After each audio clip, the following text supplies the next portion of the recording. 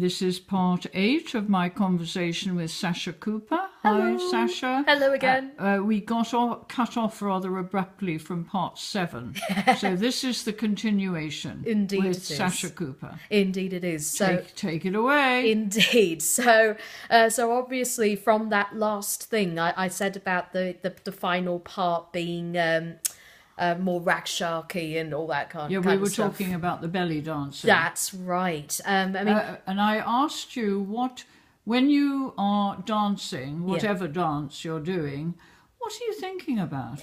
Yeah, as mentioned in the last video, it's like I become a completely different person on stage. You know, you don't think about the audience, you don't think about anything. You just think about just being in that moment on stage. That's really just a small addition to what I was saying earlier, but that's like meditation, what it is. Isn't it? You got it, exactly. I guess all the Hare Krishnas, when they're chanting, they're in Nineveh. Yes? Yeah. Same thing. Similar. If not, I can't explain it. It's like you go beyond that. Yes. And you don't worry about mistakes, you don't worry about anything, you know that you're performing your creation up there, especially if it's something you've created yourself. Yeah. It's that kind of empowerment, and that's why I love choreographing routines now, and even teaching them, because it's that sense of feeling empowered. You've created something, and it's fabulous. Yeah, especially if you know you've done a good job. Yes, exactly. Yeah, very, very satisfying. It is indeed. Although, having said that, it may look completely different to when you're in the audience. I'll tell you why I say that. Because, I review theatre shows as well when I'm not doing everything else that I do.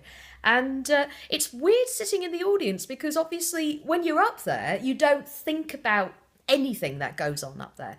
But when you're watching a show, especially if it's a dance show or something Shakespeare-based for me, I'm looking at it, and instead of being an audience member, if it's a Shakespeare thing, I've got my director's head on, I've got this on, I've even got my old teacher voice in my ear saying, "Oh no, you shouldn't be doing that, you should be lifting at the end of every sentence." So I've got that going on. But if I'm watching a dance routine, then it's like, oh my God, I could see something that's out of joint, I could see a line that's not there, and I'd be like, oh my God, they should be doing it like this, they should be doing it like this. And that makes me want to get creative in that respect. So I would say this to anybody who goes to these shows, watch them, because I tell you something, you could be getting inspiration just by watching something spectacular that's happening in front of you, or even a mistake that happens on stage. Never rule out the mistakes for inspiration, because it could be that mistake that gets you on a very different track.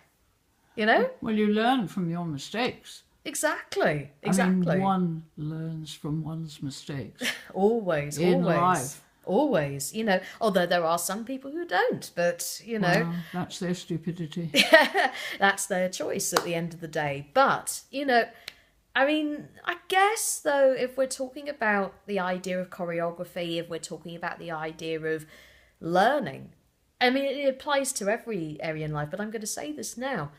Even if you're choreographing a big group routine for a hen party, if you're choreographing a solo show, if you're choreographing a professional dancer, like I did a couple of years ago in the Brighton Fringe, what you've got to remember is that as a choreographer, you learn from each person you are teaching. Of course, yes. And I think a lot of people tend to forget that, because you go into these things, I could speak from as a professional dancer aspect here as well, but being choreographed, yes, okay, you take your instruction, you follow the instructions of the choreographer, you follow their vision.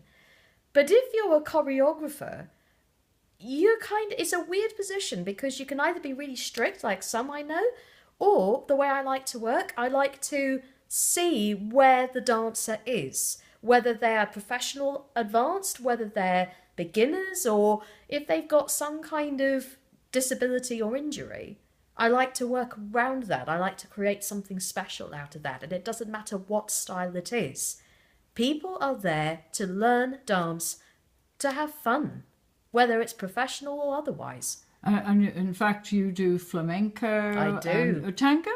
Not tango. I have I have tapped into it on and off, but very sexy tango. Very sexy, yes. I do prefer though gypsy flamenco though, because it takes me right back to my Romany roots, like I mentioned in the psychic stuff. Yeah. Because it's that freedom, it's that fire and that passion. Have you been to Spain? Southern Spain? No, somewhere I'd love to go though.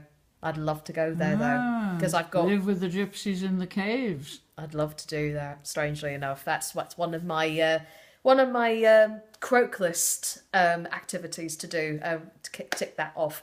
But I think flamenco I do Bollywood, Bhangra, Charleston, 70s, 80s, 90s musical theatre. All sorts of stuff, really. So the odd one out is the Charleston. Do you know all those dances from the 20s? No. The shimmy and... the shimmy, yes. Oh, yes. And isn't there... wait a minute. I can't remember the name. Okay. There's all sorts. A lot of dances from the 20s. Oh yes, but I tend to focus on the Charleston more because that seems to be the most popular requested dance from that era.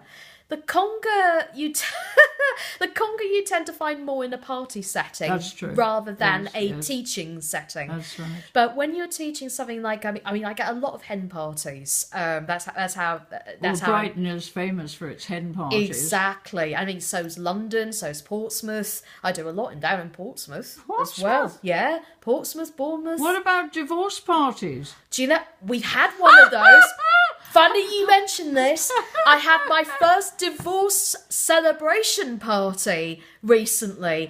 In fact, it was in Brighton. In Brighton, it was a life drawing session, and I wasn't the model; I was the tutor. And I remember the hen. She stumbles in, and all tipsy from the activities before. And I said, I do the usual. I ask her, you're having a good time, when's your wedding?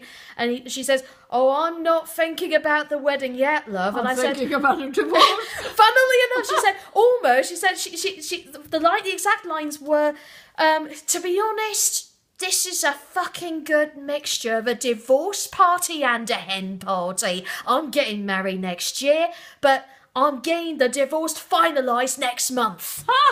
That's exactly what she said. Wonderful. It was wonderful. Did she get drunk? She did, yeah. I mean, she was tipsy already when she said it, but it was brilliant. I hope YouTube don't delete the F word. I don't know if we're allowed to use it. Well, I think we're allowed to use it if it's in context. If it's in context, so and that's absolutely you're fine. quoting someone, not yourself. Exactly. Yeah, I mean, so far the last video on YouTube that we did, and I used the F word, that hasn't been deleted, so that's all good. Thank you, YouTube. Okay. But it's interesting that you do get all sorts of interesting people via those methods. But I love it.